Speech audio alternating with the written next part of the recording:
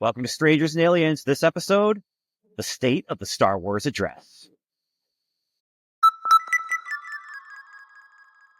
Hey everyone, I'm Ben Avery. This is Strangers and Aliens. I am one of the strangers. The other stranger is right there. I don't know if he's going to be on my left or right, but I'm the alien, Ben. You're the alien, but it's plural. You're right. So we're both strangers. We're both aliens. We have to be both. Okay. To make it grammatically correct. I'm Evan. Hello. So this is a show about the nexus point between spirituality and science fiction, faith and fantasy, creativity and Christianity. And I'm Ben Avery. As I said before, I am a comic book writer, and I recently wrote a science fiction novel, and I'm working on the Larry Boy movie, and I love this geeky stuff. I am with Evan David, who is a lot of those same things, actually. Except for Larry Boy. It's not Larry Boy. It's Adventures in Odyssey. Yeah. So, yeah. So that is who we are, and we love to talk about geeky stuff, and it's been a long time since we've been able to come together and talk about the geeky stuff. I know. And we have an unreleased episode that we haven't released yet. I know. The unreleased. Yeah. Because you know what I was planning to do is a follow-up where I actually had read all the comics that we were opening, and then I never got around to that. And then that meant I never got around to the actual episode that was releasable. Well, because I read one of those comics and I really liked it, and I could not find the second issue. I don't even know if they made a second issue. Which one was it? I think it's called Son of Vulcan, something like that. It was cool. All right. We are not here to talk about comic books per se, though, although maybe comics will come up in conversation. We are here to talk about Star Wars on the screen specific, and we're really going to kind of talk about things since The Last Jedi up until now, and then a little bit into the future. So our reactions to things that have happened up until now, and then our expectations for some of the things in the future. And I don't know what Evan thinks about most of what is going to be on this list. We haven't talked about them because we haven't seen each other face to face since these things existed, or most of them. And when we did see each other face to face, we were too busy shopping at Comic-Con, so we weren't really talking about Star Wars or arguing about Star Wars. I do think, though, based on a Facebook interaction that we had in one of our threads, that we might have a lively conversation about response to one of these things, or I might have read it completely wrong and it's just going to be boring and we're just going to agree with each other. So, great. We'll see. So, Evan, let's get started on what has been happening in Star Wars since The Last Jedi, excluding like later seasons of The Mandalorian and Bad Batch, because I think that'll come up in our future talk. Oh, we're not talking about Bad Batch. Oh, I'm not Bad Batch. I meant Book of Boba Fett. Okay. Book of Boba Fett. I was going to say. Bad Batch is where we're starting, right? Yes. Yeah. Okay. I haven't seen it. So there we are. Have you watched all of the Clone Wars? That's why I haven't seen the Bad Batch. I have not watched, was it season 5? Season 5 or 6. Whatever that new one was that they released. Yeah. Recently, which was quote unquote phenomenal. Like the last couple episodes of that season, some of the best Star Wars ever. Like, it was awesome. And then Bad Batch, immediate follow-up, and it's covering in detail one of my favorite eras in the Star Wars timeline, which is the transition between the Republic into the Empire. Right? Because, I mean, for so often when I was a little, or not little, I guess, but after seeing all the, the prequels, it was just, okay, the Emperor took over, snapped his fingers, now it's the Empire. And this shows, it's a gradual process. Even the Emperor has to take steps, and how do these steps affect the little people in the galaxy? And it's just fantastic. And it introduces one of my favorite new Star Wars characters, which is Omega, the little girl clone. in the show, and it's great. It's very good. Yeah, and it's like, so the last episode of the Clone Wars and the first episode, or I guess it's the last 3 episodes of the Clone Wars and the first episode of the Bad Batch, all take place during Revenge of the Sith movie. Okay, and I kind of knew that, Yeah. but I hadn't watched that. But I knew that that's what they were kind of doing there. Yeah, so it is awesome. I'm like there's moments where it's like, hey, that's the room that they were just in, and they just left, and now these people are coming in, in the movie. So I'd love to see a super cut where they stitch all of those together, see how it works. But Which I'm sure exists somewhere. I'm sure. Sure, but I can't All right. I can't praise the Bad Batch enough. It's just like the Clone Wars, except I think it's even a little bit more excellent, just because it's more tight, it's more cohesive, it's less episodic. And you stick with this one group of characters and really get to know them and the emotional stakes and get invested in them. So I think it's the ultimate evolution of what the Clone Wars is and was. So, yeah, and I just need to get around to watching Clone Wars so that I can get around to watching The Bad Batch. And Last season's only like 10 episodes. It is good. all right. But that's not the homework you're giving me for this episode. We've already talked a little bit about I'm having homework after this episode so that we could have some things that you really want to talk about. Yes, I need to craft a syllabus for Ben. Okay. But we can get around to some good content. So next up was it Visions? Star Wars Visions. All right. I've watched Did you some. watch this? Not the whole You thing. watched? Okay. Yeah. No, I really enjoyed actually what I did watch. It was just the one thing is it's not canon, right? Like these are all like every episode is just riffing on Star Wars and Star Wars themes and Star Wars visions, so to speak. So you got lightsabers, you got Sith, you got Jedi, but sometimes the Sith are good guys and the Jedi are bad guys, and sometimes they're in places that or are done in styles that just don't fit Star Wars world. Well, so I guess the idea is they contacted these visionary anime directors for the first season, and then for the second season, it was just free game for anybody who was an animator. And they said, you do Star Wars. You do a Star Wars short film, and that's it. How would you do Star Wars? And so some of them, like you said, are just like the twins in season 1, episode 3.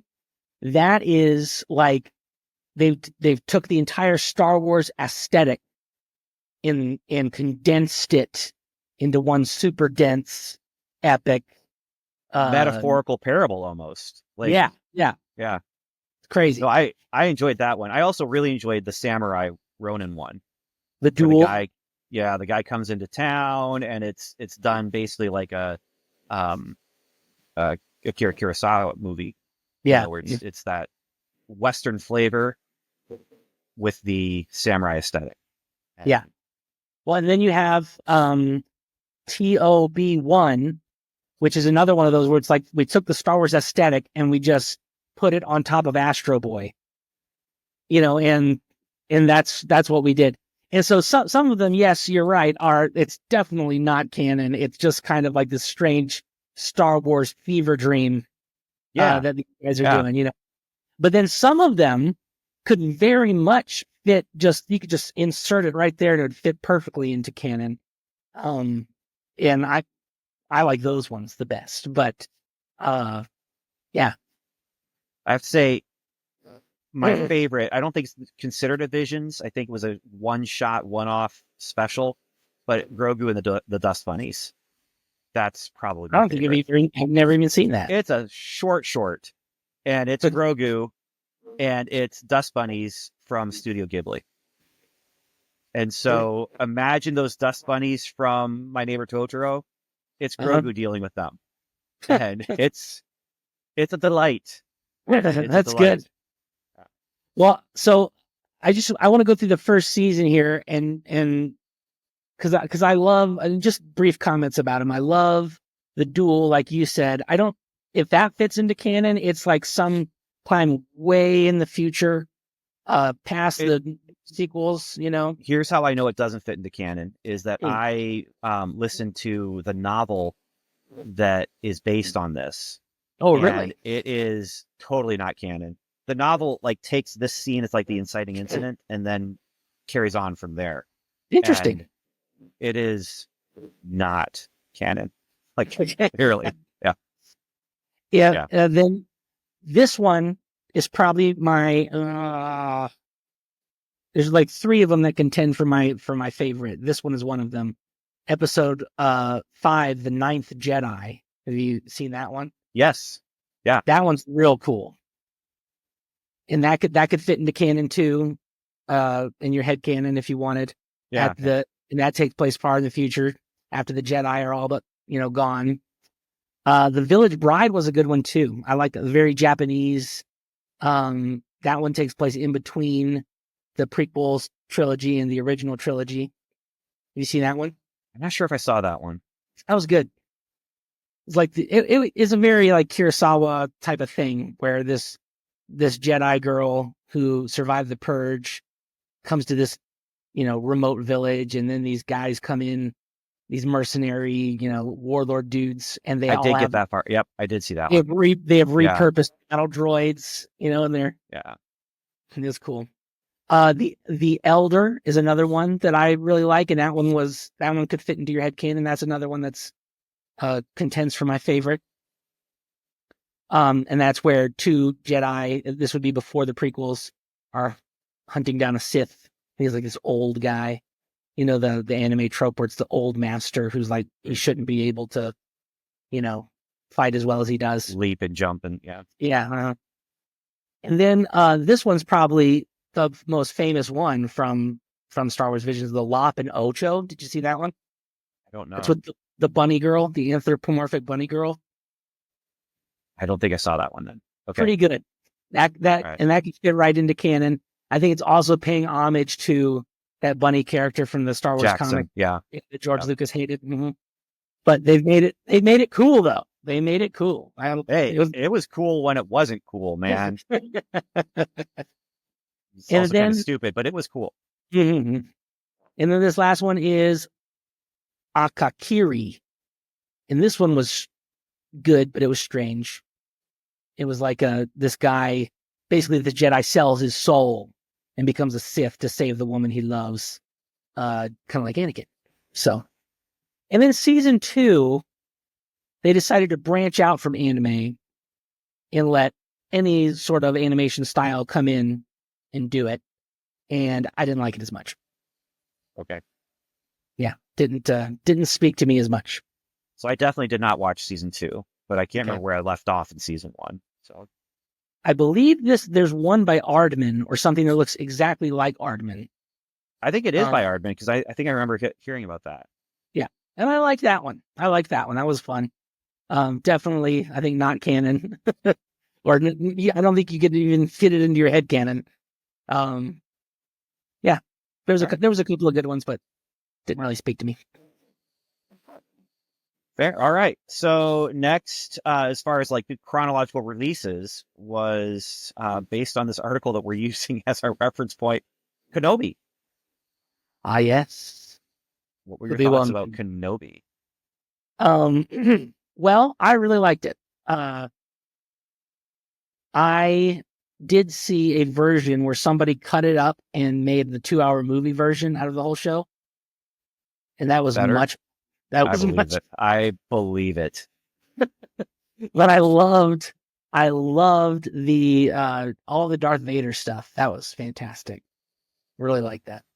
So the parts that I really enjoyed and hated at the same time was just so much Luke and Leia, where it just felt like they don't need that much Luke and Leia. Like it just felt weird how much Luke and Leia there was. You like the little girl, yeah. Well, this is what I'm saying. I didn't like it on that hand, but on the other hand, seeing Leia, that actress that they had to be child Leia, she was amazing. She was a lot of fun to watch. She did a great job. she had that spunky attitude that you kind of expect. And yeah, this is one where I do feel like a movie would have been better.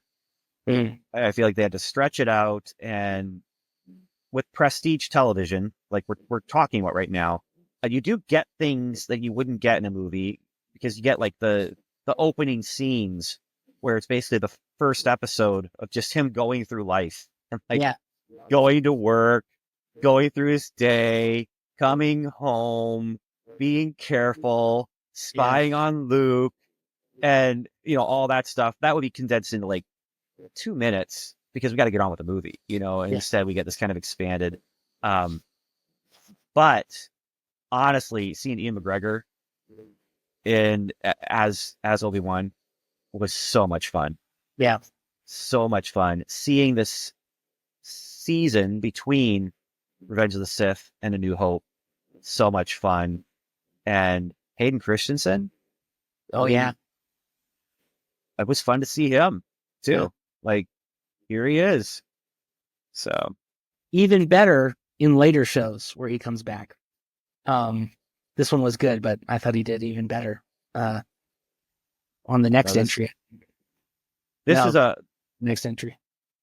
This is a moment though where they're giving the fans what they think the fans want, which what we really want, I think, and this is me speaking for the whole group, we wanted a movie. We wanted to see things on the big screen. But this was giving us more, and it did give us some dumb moments, if I remember correctly, like the gate where they had to cross in the road, and it's just the gate is across the road, but you can just go around it very easily. Like, it's just this whole. There's some moments where you're just like, and it will raise suspicion. This is why you have a writer's room. And the writer's room is meant to be there so that when the one person goes off and writes the episode and comes back to the writer's room, the other writers say, hey, have you thought about this? Because, there's certain things that you're just, they probably could have figured that out a little bit differently, but it really was a fun thing just to see Obi-Wan Kenobi on the screen. Ewan McGregor, who, of all the prequel stuff, I think he was one of the key things to cue in. Like, we're leading into Alec Guinness, we're leading into A New Hope. Yeah. But Ewan McGregor embodied the character in a way that I think even maybe surpassed Alec Guinness. I would agree. Even, especially for a generation of fans, he's the definitive Obi-Wan. Well, but even for another generation of fans, the older generation, he had more time on the screen. He had more energy and life to him. We were seeing him as a young and vital man. And in A New Hope, we're seeing him as, I'm at the end. I'm at the end of my days here. And now I'm a blue force ghost, and I'm just going to sit on a log. I'm a ghost, but I'm still too tired to just stand and talk to you. I have to sit down, So, while Alec Guinness will always be the baseline, Ewan McGregor took that baseline and said, this is where it goes. And it all fit, and it works here too. So, nice job. All right, what do we got next? Andor. I adore Andor. And I love it, Ben. I just yeah. One thing I love, so like, I think I'm alone. Maybe I'm not. Let's say it. Let's find out. I love the imperial bureaucracy and the politics of Star Wars. And this was just nonstop that. And I loved it. It's like, yes, I want to see how they file the reports to get the Death Star working. Here's the thing, though. I mean, you're laughing about that, but this show does what I was just talking about with Kenobi, where Kenobi should have been condensed than an action movie, And this show is that prestige television where we're going to spend 20 minutes watching a guy in the office. Yeah. trying to get paperwork done and then go home and complain And about eat his mom. cereal. Yeah. This is the first usage of a Star Wars payphone. I heard the guy who wrote it was like, I'm going to write this as if it's not a Star Wars thing, and then just kind of put the Star Wars stuff on top of it. And you can tell that's exactly what he did, but it works really well. I thought Yeah, it does. It gives you a whole other flavor of storytelling, but still set in the universe that you love. And this one is then exploring the other thing this does is, and we're going to talk about this, or I plan to talk about this with one of our later topics, but in the original Star Wars movies, you have very much had black and white, good and evil, and you very much had like, these people are bad, and these people are good, and these people are fighting for good, and they must defeat the bad. This one explores the gray in between a little bit and explores like, how are they able to do the things that they're doing? How are our heroes, Luke, Leia, Han, all them, supported to do the things they needed to do to defeat the evil? Well, it's because you have these other people who are willing to do some of the gray stuff, or maybe even do bad things to support what was ultimately going to be a good. And it does it really well. I feel like it really explores that well, and it explores like the decision making that goes into that, where you have them looking at this and saying, this isn't right, but it has to happen, and it's a very sophisticated show. Yeah. It is not if you're looking at A New Hope, that's very black hat, white hat. We know who's good, who's bad, just by looking at them. Yeah. You have to think twice. And then this is very much like, we're looking at it and saying, okay, who's good, who's bad? He's good. I like him, but he's doing some not great stuff. Well, and you had some great, some storytelling that I don't think has been used much or at all in Star Wars. You've got the big heist, and I think that was done in Solo to an extent, but this was, had much more gravitas to it. Mm-hmm. And then you have prison break stuff. That was great. And much more like an actual prison break and less like the New Hope where, Luke and Han break Princess Leia out of jail. But that is what it is, and it does what it does well.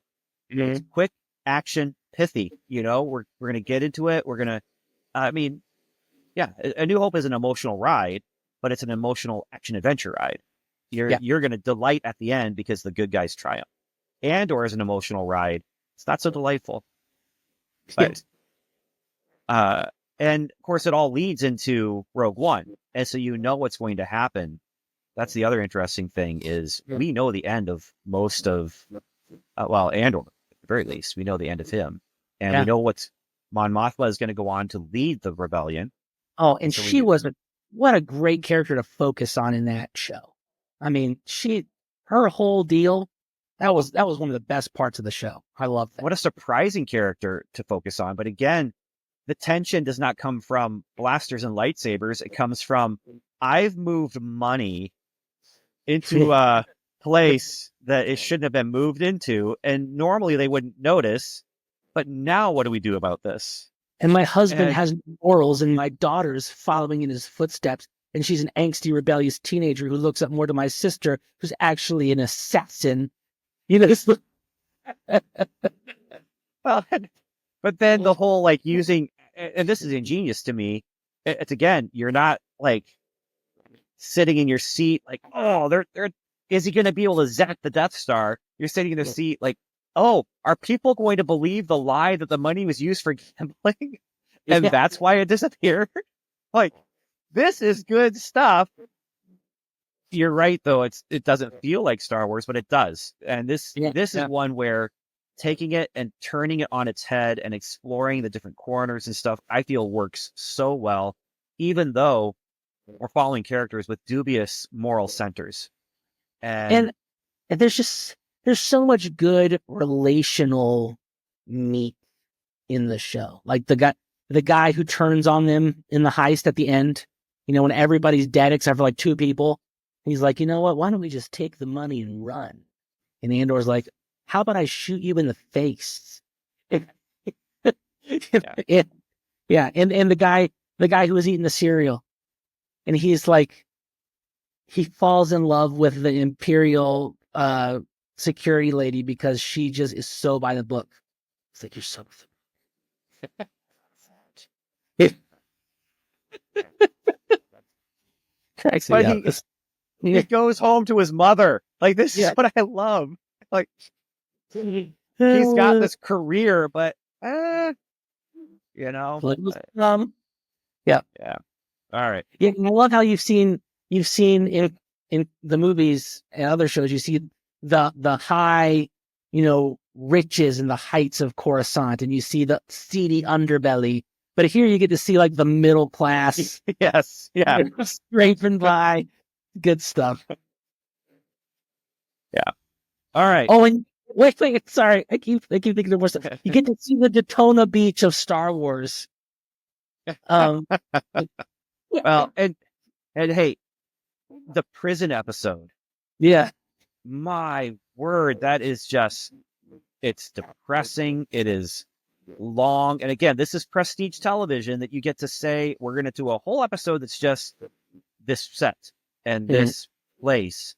And, it's that Breaking Bad kind of a thing where we're not just pushing the plot. We're also going to take time to do a stylistic difference, and we're going to focus in on new characters, and we're only going to spend an episode with them or an episode and a half or whatever. And I love how they also do environmental storytelling. They never tell you what they're doing in the prison because they're making stuff. They never tell you what they're doing, but if you've seen any Star Wars, you know exactly what they're doing. And it just is another layer. It's so good.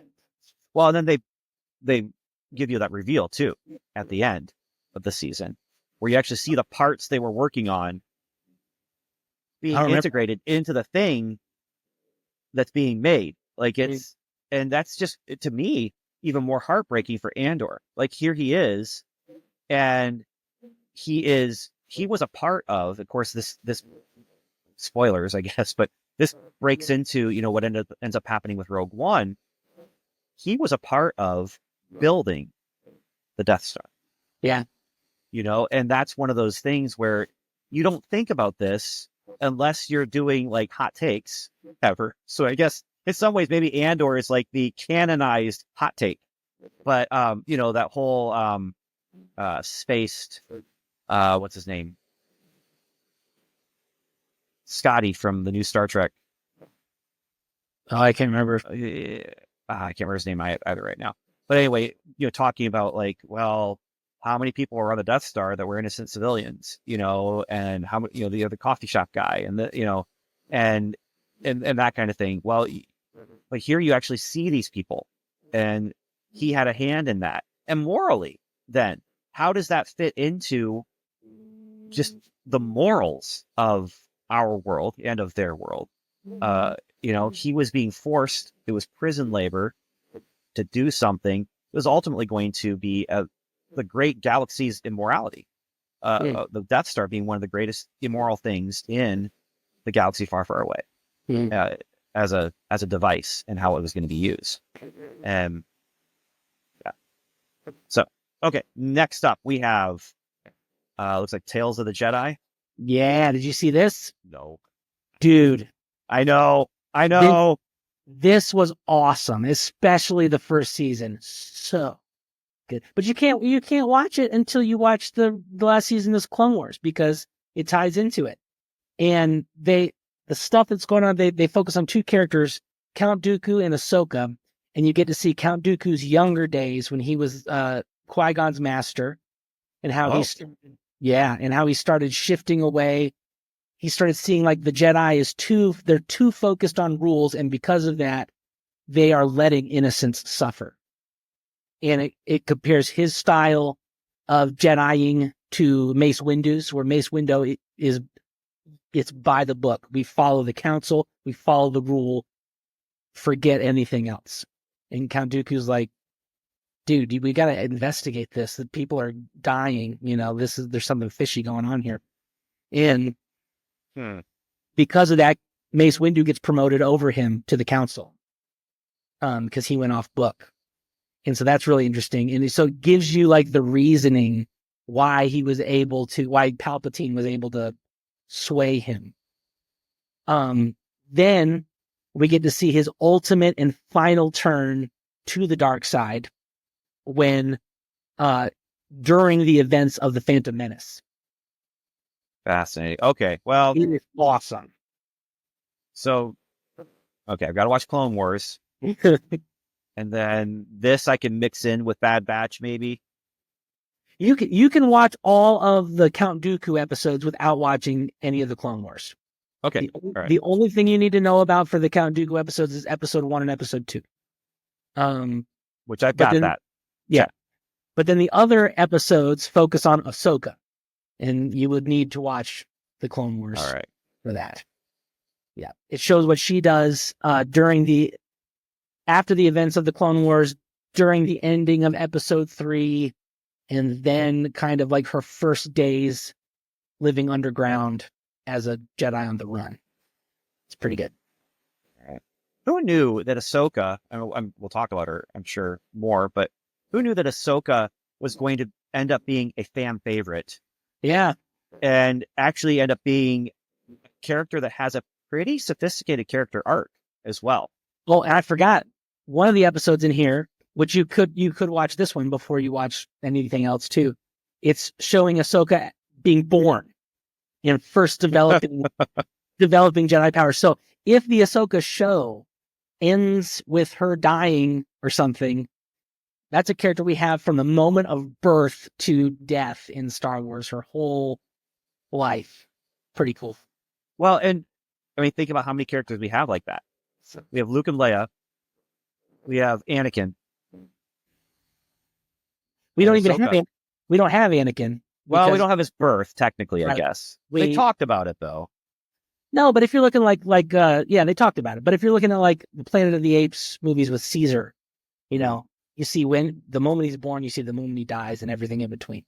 And that's kind of a cool thing to have for a character. Yeah, when I went to theaters and saw the Clone Wars pilot movie, I never imagined Ahsoka was going to be what she is now. Yeah, never in a million years would I have thought, hey, this is going to be a character that not everyone, but people are going to latch onto, and not only latch onto, have emotional connections to her arc, and yeah. Her arc enhances Anakin's arc. Like if you get a lot more emotional stakes out of Anakin than if you just watch by her existing in his life. Yeah. And the things that you see in the shows she's in that weren't in the movies, you get just a lot more context for him. And longtime listeners might remember Professor Negatron, which was, I don't even know if you can listen to those episodes anywhere, but Professor Negatron was a super villain movie reviewer character that I created. And I did a whole episode about, I think it was Revenge of the Sith, and about the Clone Wars, where Professor Negatron was like, this is great. This is just showing how, the ends justify the means. I was just following orders is a valid excuse, and things like that. But then got into the whole thing of Ahsoka, being a character for children who, what was her end game? She was going to die with Order 66. Like that was the expectation, is when they got to Order 66, she's going to die. She's a Jedi. Well, I mean, she doesn't, obviously. Spoiler alert again. But that was my hot take was, dude, they created this character for kids to latch onto and to be the point of view character for this generation of viewers who went and maybe saw the movie in theaters, but were on Cartoon Network. We're watching this young character who, in a matter of just a few years, was going to be betrayed and killed. That's where I thought it was going. Of course, they found a way around it. Well, they found a way through it, Ben. You're right. You're right. You watch those last episodes, like, man, some of the best Star Wars ever. in the Clone Wars episodes that I have seen, they found a way around it with her, Sure. not being a Jedi anymore, technically speaking. But you're right. I mean, from what I know of what I have heard, and I've seen the Ahsoka live action series, I mean, they definitely, they plowed through it. But Yeah. it was like, oh, okay. So now on a technicality, she wasn't a Jedi from a certain point of view, so to speak. And that's where I'm like, oh, okay, well, good thing Professor Negatron is gone. Nobody cares about him anymore anyway. I mean, my hot takes are 10 years old with that now, and they're not worth listening to. Although I did have a musical episode where I sang the love theme from Superman and the love theme from Star Trek, the motion picture, and they were sung in the voice of Professor Megatron. I think it's time to find those recordings and put them on YouTube, man. I don't even know where those recordings are, honestly. They might. Oh, no, I'm pretty sure the website has been destroyed. Yeah.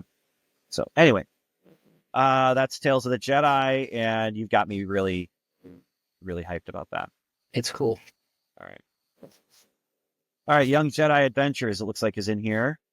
Yep. Next, it's a charming series, according to Hollywood Reporter. Set before the prequels, all I know is toys on the shelf. Yeah, it takes place during the High Republic. You know how the Star Wars pushed that, we're doing this High Republic brand thing with novels and books and, in comics. Yeah, and it takes place during that time period, and it has some content that if you are a Christian parent, I don't know if you'd want your kids to watch it. So, yeah.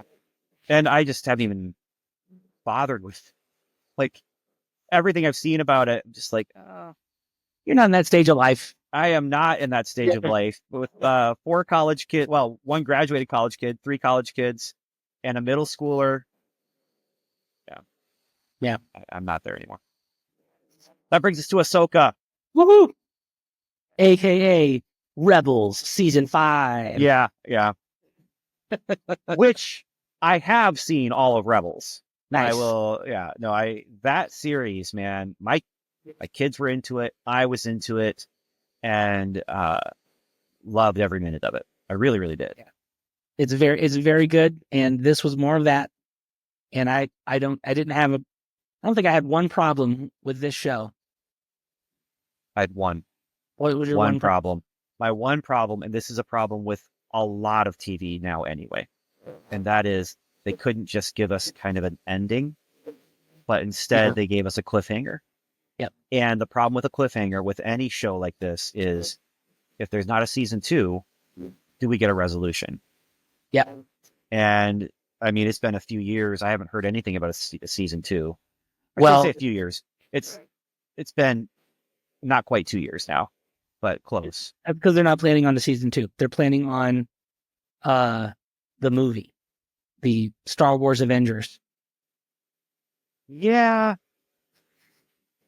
Does that, I mean, that's great and all, but that means for that movie in theaters, potentially, right? How much homework do you have? That's the to same. Understand the movie that you're getting into. It's the same thing that happened with the Avengers. You had to watch 6 different movies to be up to speed. You had to watch 3 movies, and we're talking about Ahsoka, Mandalorian 1, 2, and 3. To understand what's going on, you only needed 3. You needed to watch Iron Man 2, and maybe Captain America, and you could get along with what you needed. Point being, Thor? You had to watch Thor. Loki is the villain. Okay, all right. I'll give you Thor then too. Yeah. But that's nothing compared to this. You got Mandalorian, Book of Boba Fett. So 4 Mandalorian seasons. Ahsoka. It's 5 seasons of television that you have to watch. Plus 2 seasons of Rebels, so you can really understand who Great Admiral Thrawn is. Mm-hmm. Yeah. So yeah, I'm not a big fan of the cliffhanger ending to a season of television just to say watch the next season.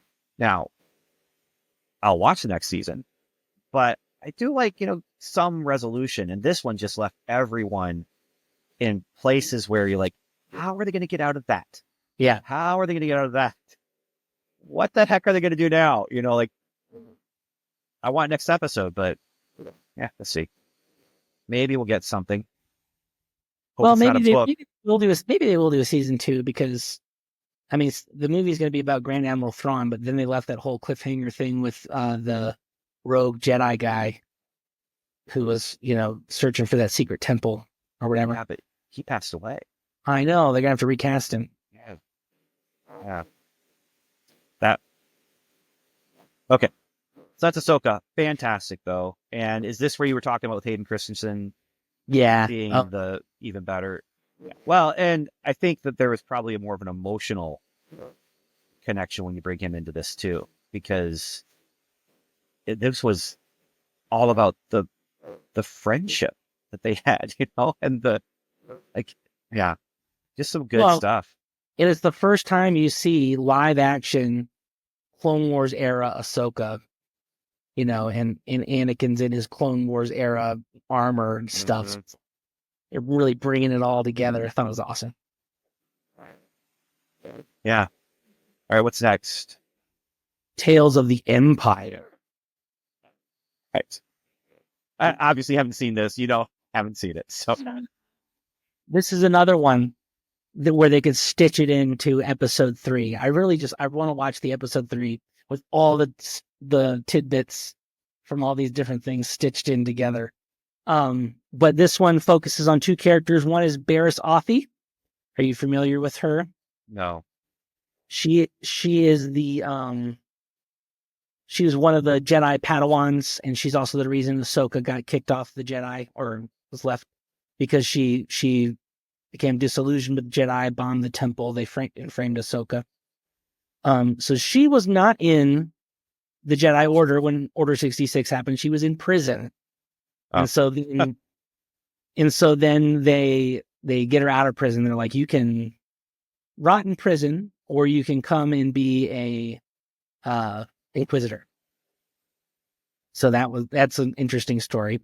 And then the other story is Morgan Elsbeth, in her origin all the way up to her inclusion into the Ahsoka. Okay. All right.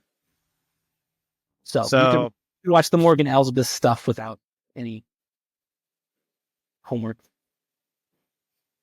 Yeah. I'm getting a little excited about the homework I have to do after talking with you about this stuff, because I let it pass by. I mean, I have other things in my life, and sure, other shows and things I've been watching, and that have been disappointing me. And all right. Yeah. Don't get me started about Agatha All Along, because it's everything about prestige television that's bad. We're going to just make sure we're doing it here. So okay. All right. Yeah. All right. Next. Okay. The Acolyte is next. Right? Yes. And I just want to say, my Adventures in Odyssey comic book story arc called The Acolyte came out before this. So take that, Star Wars. That's fair. I don't like this show. I don't. Why? So let me tell you why. I started up here. I would have given it maybe an 8 out of 10 at the beginning, first episode. And every episode after that, I just felt myself sinking lower and lower as I started realizing what was going on and where they were going with this. And then I started hearing things that the creators and actors were saying about Star Wars in general. Like the one actor who actually said, the best thing about Star Wars is there is no good or evil, depending on where you're standing. And I'm just, you know nothing about Star Wars. Like, that's the whole point of Star Wars, is there's good and there's evil. Like, there's good and there's evil. And yeah, Darth Vader might be a gray, but that's because he still has some good in him. And Luke draws that out of him, and yeah. Ben, and that may be true from a certain point of view. Yes. And by the time we got to the end, the second to last episode, where they reveal everything. And we're going to get into spoilers because I think to have this discussion, we have to. Sure. When they reveal everything and just what had to happen, this was again a writer's room who were saying, we want to end up here. In order to end up here, our characters are going to have to go from point A to point B to point C to point D to point E. But point B is something no human being would ever do. So we're going to have to make our characters be stupid. And that's how we're going to get from point A to point B. And point B is going to be awesome. And we're going to have this awesome battle at point C. But to get to that awesome battle at point C, we have to make sure our characters have misunderstandings that if they would just talk with each other, wouldn't be a problem. And so we're going to have point C happen and people are going to cheer. But to get there, our characters have to be idiots. And it just continued like that for me, where it's just like, and the character I love the most, the guy from Squid Games, Soul. Mm-hmm. At the beginning of this series, I was like, this is my guy. This is possibly my new favorite Jedi other than Luke. I love this character. And then at the end, I realized, oh, no, he's an idiot, just like everyone else in this show. And if he would have just spoken, or if he would have just done things slightly different, and it's all based on misunderstandings, it's all based on, I want to hear your thoughts before I continue ranting, but yeah. Take every opinion you have and just assume I think the opposite. Because you hated Soul, right? Yeah. Least favorite. Yeah, I remember you saying that. Because I said something. Yeah. I said something in our thread. And I was like, this could have been my new favorite Jedi. And you're like, I hate that guy. Yeah, hate him. I love this show. And I'm super sad that they didn't get a second season. I still hope that decision gets overturned because it's so good because every person starts this side and then by the end of the show, they're completely flipped onto the other side.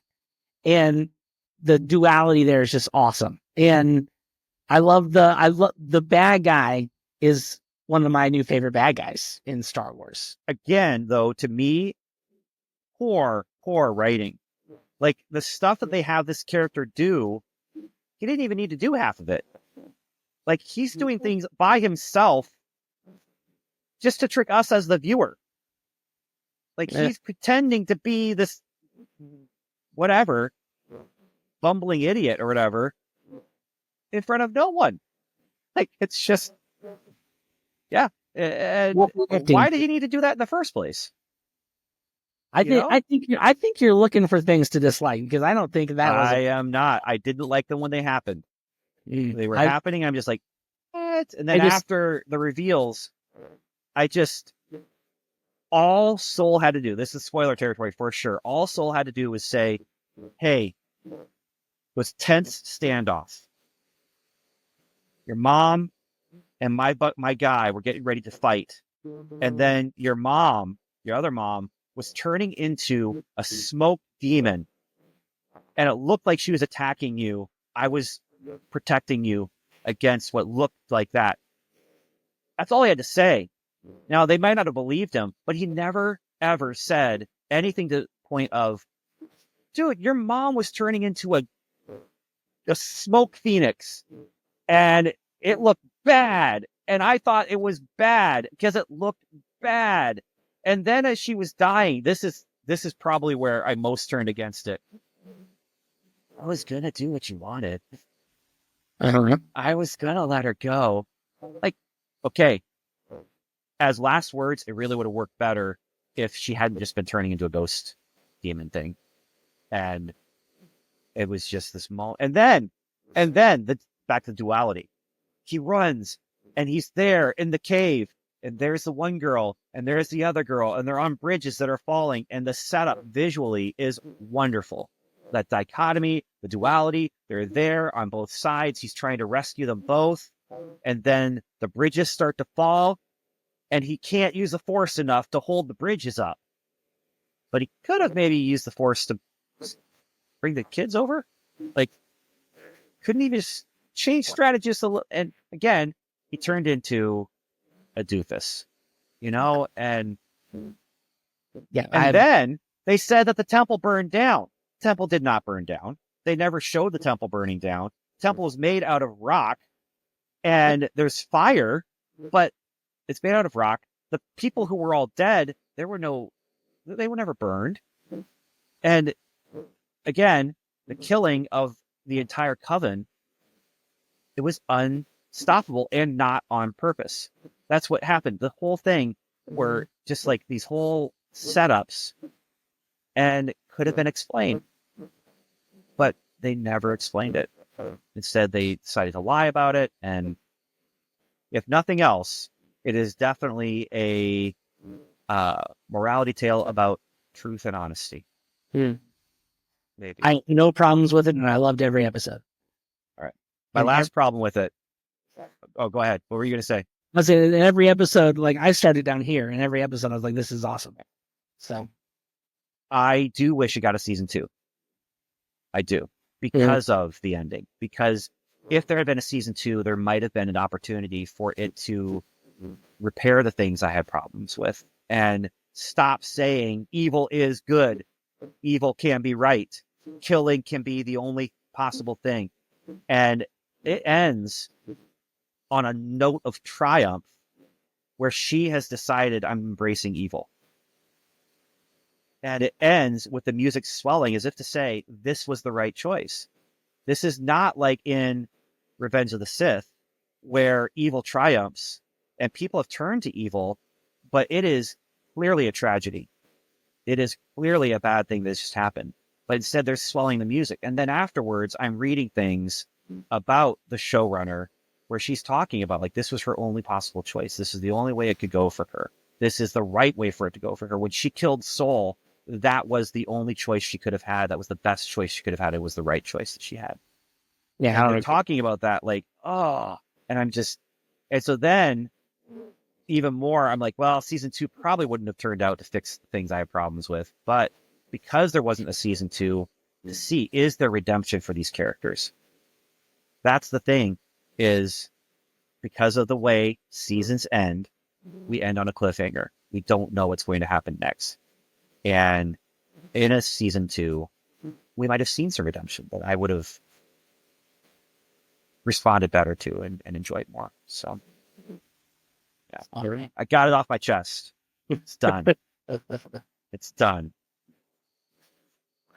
All right. I think the only one left is Skeleton Crew, which I know nothing about. It is coming soon.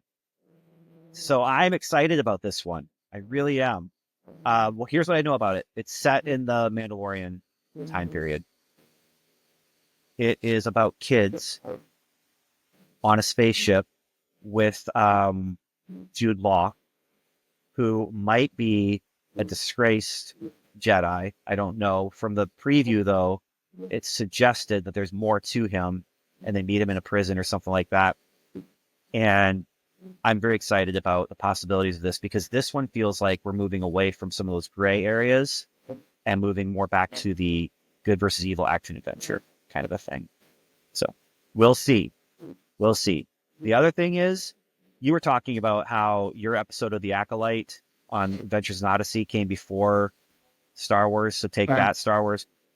When I first heard the description of Skeleton Crew a year or two ago, maybe even more than that, I was worried because I had an idea I wanted to play with in my Slipstream universe that who knows if I'll ever get to it. But their idea made it sound very similar to mine, and it's not. It's not at all. So I'm like, okay, good. Because, yeah, you got to hate that, where I had this idea and then there's a big movie. And it's like, oh, I can't do that now because everyone's going to say. You can still do it. You can. It's true. Yeah. It's true. So, yeah, I'm excited about this one. It looks like it's going to be a lot of fun. And I know there's a lot of people who are complaining about it and saying that they're not excited about it and it's going to be stupid. But just like I went to The Acolyte when they said it's a Sith story, I'm like, I'm excited about that. But then turn around, well, this one, maybe it could be the same thing. I don't know. We'll see. But isn't it like being billed as like the Goonies, but for Star Wars? Goonies in space kind of a thing. Very interesting. I don't know how I feel about it. Well, and I think that based on the trailer, I think there's gonna be that vibe of that kids adventure kind of a thing, but it looks like it's focusing in on a group of actual children aged people. Yeah. And aliens. But it looks good. There was one episode of The Bad Batch which I did not like. And they're like, let's do Indiana Jones. No context, no lead, no build up. They're just like, we're doing it. Indiana Jones. And I was like, like you, I'm like, this was stupid. That didn't make any sense. I hate this. And so after that was the only one. That was the only one I didn't like in the whole Bad Batch. But sometimes when they do that kind of thing, it works. Like the Clone Wars where they did Godzilla. Yeah. That worked. Yep. Even though clearly they're doing Godzilla right now, Yes. I don't think that this is meant to be a Goonies style plot. I might be wrong though, but where they're like going after finding a treasure or something like that. I don't know, but yeah, I think that they're talking about the vibe. I think that's what they're talking about. So yeah. Then coming up in the future, we also have Andor season 2, which will be the final season. Sweet. And that's something where I appreciate knowing we're going to have, first of all, we already knew there were going to be 2 seasons. So it wasn't like it was going to get canceled and we weren't going to get an ending. It was, we're getting 2 seasons. And also it leads directly into Rogue One. Yeah. And so, or if it doesn't lead directly into it, that's the next step in that story for Andor.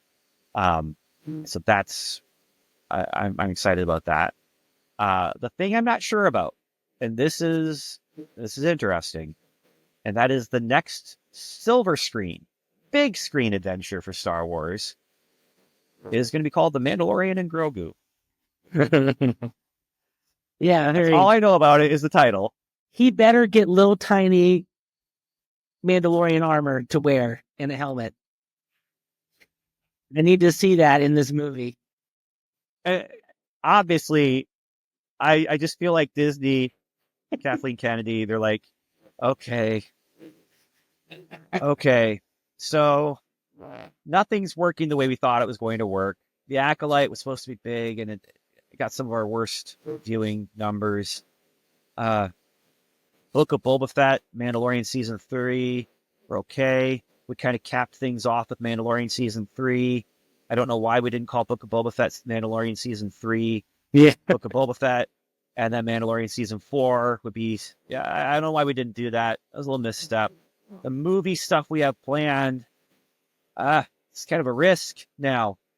What's the one thing that we can think of for Star Wars that wouldn't be a risk? Well, Baby Yoda.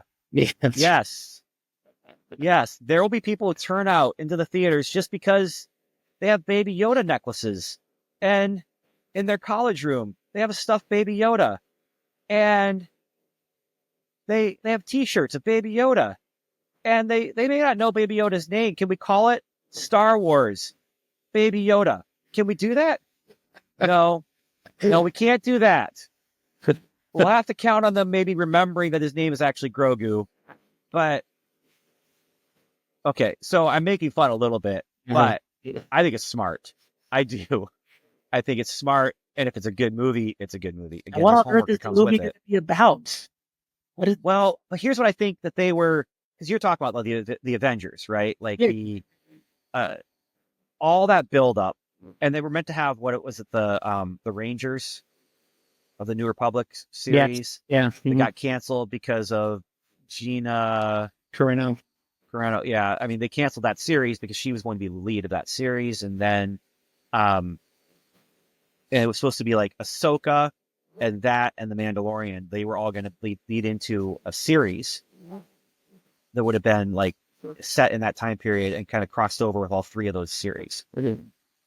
I think that this movie is going to end up being kind of taking bits and pieces of what they were planning, and that's what's going to be. I don't know if Ahsoka is going to be in it, but I would see it being Mandalorian going and helping the Rangers.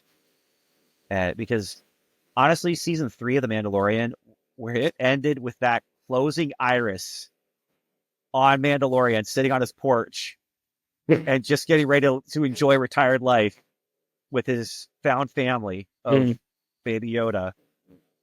That was, I mean, I wasn't tearing up or anything, but I like, that's a good ending. Yeah. That's a decent ending. That's a cowboy ending. That's a man with no name. I get to retire now and hang up my spurs and wear my helmet until I don't want to wear it anymore. I thought it was a good capper, and so they need a good story to bring him back. You know, it's the just when I thought I was out, they're pulling me back in, kind of a thing. So that's where I expect it to go. What do you think about the new Rey movie? That could be a very good thing. Yeah, I think I so. really like. There's some real potential there. This comes as someone who did not hate the sequel trilogy. For sure, I did not hate it. I did not love it. It's not like I'm watching it and rewatching it the way I used to watch and rewatch the original trilogy. And I do plan to rewatch it because I did when I rewatched the prequel trilogy recently. I really appreciated it a lot more with a little bit of time. I said recently, I mean like 3 or 4 years ago, but I really appreciated it a lot more and like what George Lucas was doing. And I still felt like, and this is how I feel about Star Wars in general with all the new stuff. It's a very small universe because you just have so much crossover with familiar characters. Like this primary character, he's going to meet those other primary characters eventually. Like they're going to meet together because it's a small universe. Yeah. And Anakin made C-3PO. You know, like it's forgivable for sure. But at the same time, it's like, man, I don't know about this. So, yeah. And so the small universe syndrome, that's a problem. But with the sequel trilogy, I didn't hate it. I liked that they were trying to do different things. They're trying to do the unexpected. They're trying to say, okay, what are fans expecting and wanting? And how do we twist that? Especially with that was one person who wanted to do that. Well, I mean, especially with him, with the second movie. Yes. I appreciated what he was trying to do, even if I didn't love what he was actually doing. I was thinking about this. I think the 3 movies of the sequel trilogy, on their own, if you just look at each one, they're pretty good. I like them. They're fun. They're exciting. As a trilogy, horrible. No, it's not a great trilogy for sure. Because there's no direction. There's no through line. No. Yeah. No. And that's a big difference. I mean, It's not even, we made a movie and it was successful. Now we need to make a trilogy out of it. Like Back to the Future, you know? They made the movie. It was great. It stood by itself. And then it was like, okay, so how do we expand this into a trilogy? And suddenly they built a story out from that. And starting point, now we make a through line and it works. Or like George Lucas had the basic starting point, ending point. Things change along the way, but knows what he's doing. Yeah. Knows where he's going for both of his trilogies. This one, second episode, because he was trying so much, was Ryan Wilson. Ryan Wilson. Because he was just trying to go against expectations so much. Again, I appreciated the impulse, but you can't just throw everything away. And I don't know if you've seen this, but if you watch the making of documentary, it's way more egregious than I even thought it was. Oh, really? Yeah. Where he's just like, it's like he had a formula. He's like, okay, I'm going to take every character. What is the worst possible thing that I could do to this character? We're doing that. And we're going to do it every time. And dash the consequences and we'll see what happens. So it's like, no, like, I mean, literally that was his like almost word for word. But that is a method of storytelling where you ask yourself, what's the worst thing that can happen to my character? Make that happen. And then the problem is on every character at the same time. Yes, sure. That's my whole, I hate coincidence, right? And That's pretty coincidental that they all had their crisis point at the same moment in time, literally. The problem was he probably didn't have a payoff in mind for how they get out of that, and it didn't matter because he wasn't involved in resolving their problem. Right. And yeah, so you're right. As a trilogy, not a great storyline. And there are things that are definitely, I mean, there's goofy things. The one thing, the dagger, that whole thing with the dagger, where it's like the dagger has the outline of the place we need to go. Yeah. I mean, I guess the one thing you could say is, okay, there is prophecy is a power of Jedi. But the Death Star was atomized.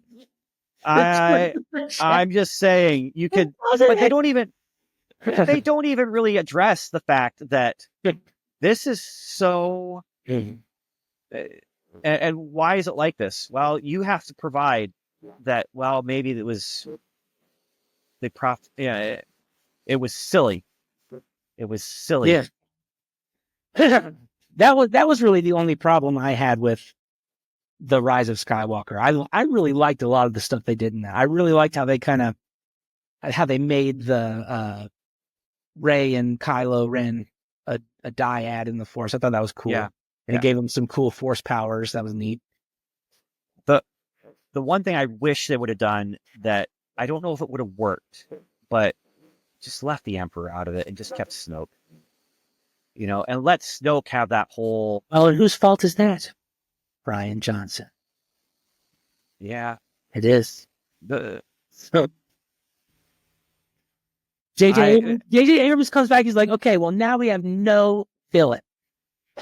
I guess he wanted Kylo. I guess Ryan Johnson wanted Kylo Ren to be the villain. He's like, he does not have final boss energy.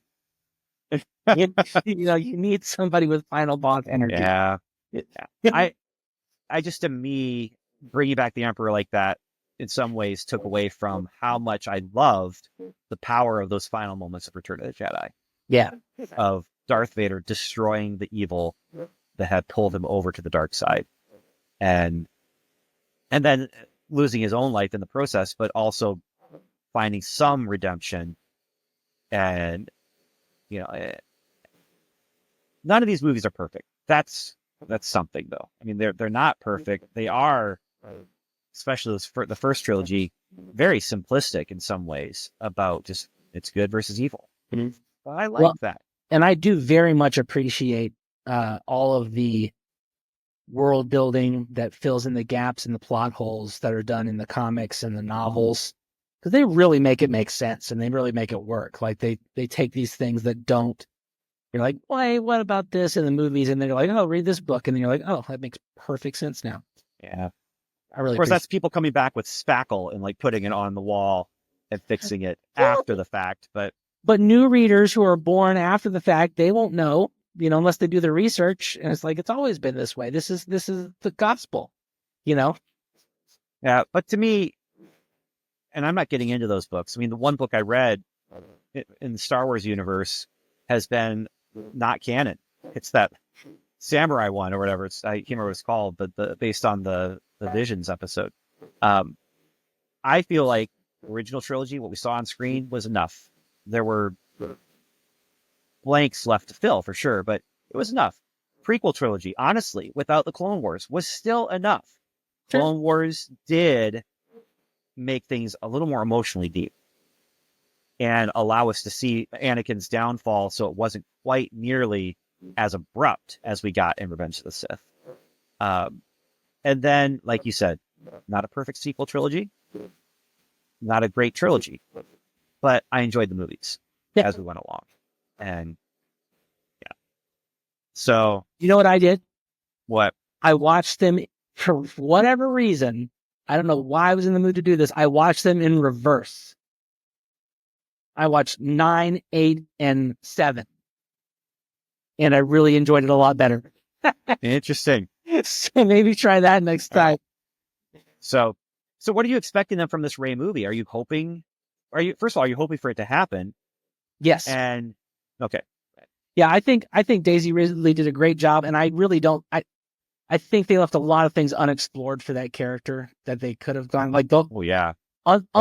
Unlike Luke, where it feels like he comes into Return of the Jedi as he's finished, he's done baking, and now he's ready to be, the hero. Mhm. But with Rey, it never felt like that. It felt just like always constant. We're building, and now the only resolution we have is in that Lego Christmas special, which was fun. Don't get me wrong. I No. did enjoy it. I just would like to see, I think you're right. I think that original trilogy, the one thing it does give us is an arc for Rey, and it gives us other arcs as well, but it gives us an arc for Rey where we see her at the beginning where she doesn't have much, she doesn't have a past even, and at the end, she has a future. And sort of. but what is her future? Like that, let's see where she goes from here. Let's see where the world goes from here. Yeah. Like that is interesting to me. As much as I didn't enjoy, I think the one thing I didn't enjoy the most about The Force Awakens is finding out they destroyed the Empire just for another empire to come along and take its place, and that felt like abrupt, first of all. Even though in the context of the movies, I guess it was 30 years or whatever. Well, but it's also studio politics. They're like, we want to make a recognizable Star Wars movie. We don't want to take George Lucas style risks and introduce some new unfamiliar menace. We got to make it familiar. I think it would have been more fun to watch the rise of the Empire or of the New Republic. What do they call the New Empire? The New Republic. Oh, the First Order. First Order, yeah. See the rise of the First Order. And in the first movie, it's starting. In the second movie, the New Republic falls. And in the third movie, they recover, or something like that. But it doesn't matter. I've read the books that kind of fills in the gaps of how that got started. It's still not great, but it makes the movie, it makes the movies a little bit more tolerable when you think about that sort of stuff. So, yeah. Cool. All right. Okay. Well, that's our episode. That's Star Wars in a nutshell. State of the Star Wars address in an hour long or so nutshell. Where do you think we stand as far as the state of Star Wars been? Are we at 5 stars? Are we at 1 star? Personally, I think if you're taking are you talking about the new, like where we are right now? Everything since Rise of Skywalker. 3.5 stars? Maybe 3? Yep, I'm not loving it, but I am enjoying some of it. I'd probably agree. Yeah, because there's some stuff that's not great, but like we loved a lot of the stuff that we talked about today, and yeah. So it balances. There's a balance between the light and the dark. That's right. So, and we're at 3, so that's the perfect. We're right where we need to. Yeah. We're right on the fulcrum. So I just, it doesn't capture me the way it used to. And I'm 50 now, like I'm an old man. I'm definitely, no matter how long I have left on this world, I'm past halfway. Sure. So maybe things aren't going to grab me the way they used to when I was 10. But at the same time, there are some things that they've been doing that have been fun and I've been enjoying, and I want to see more and I want to see it succeed, but, the state of Star Wars right now, as far as how much we enjoy it, 3, but the state of Star Wars right now, as far as like, what are they doing? I feel like they don't know what to do. Right. And they're trying everything out, but most of it's not hitting the way that they think it's going to hit, because I feel like Ryan Wilson. I think it's Johnson. Like Ryan Johnson, they're trying to do just whatever, can be new and fresh, instead of really trying to give what we're looking for, which is, I won't say simplistic, but simple. Well, adventure. Everything Dave Filoni's been in charge of has been great, except for, maybe the Book of Boba Fett, but I don't know how much he was involved in that. And all they needed to do to make me feel 1,000 times better about Book of Boba Fett It's just called The Mandalorian, Book of Boba Fett. Mhm. You know? Or hired a stunt double to be Boba Fett when he's got his helmet on. Yeah. Okay, one last question before we go. Yeah. What if you could make something up, like a Star Wars show or a movie out of whole cloth, what would you want to see created that would just be your dream thing for you to consume as a... So what I always wanted to see and knew that I was never going to get, they've given us glimpses, but I always wanted to see where did Luke go as a character after Return of the Jedi. Yeah. And actually follow his adventures. And instead of that, now this is when I was a kid, the follow-up to Return of the Jedi, instead of giving us more adventures of Luke and Han and Leia, it was droids, Ewok movies, Ewok cartoon. Like, that's what they're like. They chose, hey, we want to spend more time with Wicket, Did I enjoy them? Yes. It just wasn't what I wanted, And then when we finally do get the adventures of Luke and Han and Leia, we don't get the adventures of Luke and Han and Leia. We don't get to see them together, really. Yeah. That was disappointing to me. So that's, Luke as a Jedi, his adventures. That's exactly what I was going to say. I don't know what they're doing by not doing a Clone Wars style show set after Return of the Jedi starring Luke, Han, and Leia. What are you doing? It's right there. And I watched some of the like with the Star Wars Christmas specials and stuff, or with the Legos. The voice cast for that are nailing the impressions of those characters. They're nailing it. They could just cast those guys and you've got it. I mean, it would be great. The wrong lesson was learned from Solo. And after Solo, I don't know if it's Kathleen Kennedy or who it was, but someone said, we're not going to recast these characters anymore. Yes. That was, that the lesson to learn from Solo is make a little bit better movie. It was fun. I enjoyed it. I saw it in theaters twice, but maybe don't put Darth Maul in it. Right. Yeah. Especially if we're never going to hear from him again on the big screen. Right. Well, but that was when it wasn't being planned as a trilogy, but it was kind of being talked about in trilogy terms, where you would have the Han Solo movie, and you would have the Boba Fett movie, and you would have the Kenobi movie. Mm. And those three movies, I think, were going to be connected by Darth Maul and the Dark Syndicate thing was. Yeah. Yeah. And I was like, that's actually a very interesting way to do things. You have Boba Fett, the Crime Syndicate stuff. Darth Maul is in the background there. And then you have Kenobi, the movie. And it ends with him and Maul coming, or I don't know if it ends there. But yeah, there's possibilities there. And instead you can see that all in the Clone Wars and the Rebel show, some of the comics. Yeah. All right, Evan, we got to close this thing down. Right. But first, tell me some of my homework. Oh man. Well, you've got to watch Unicorn Warriors Eternal on... That's on HBO Max?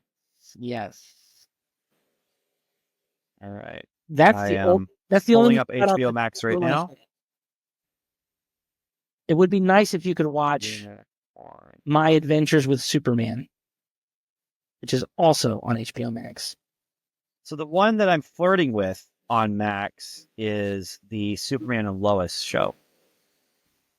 Is that worth watching that series? I mean, it's okay.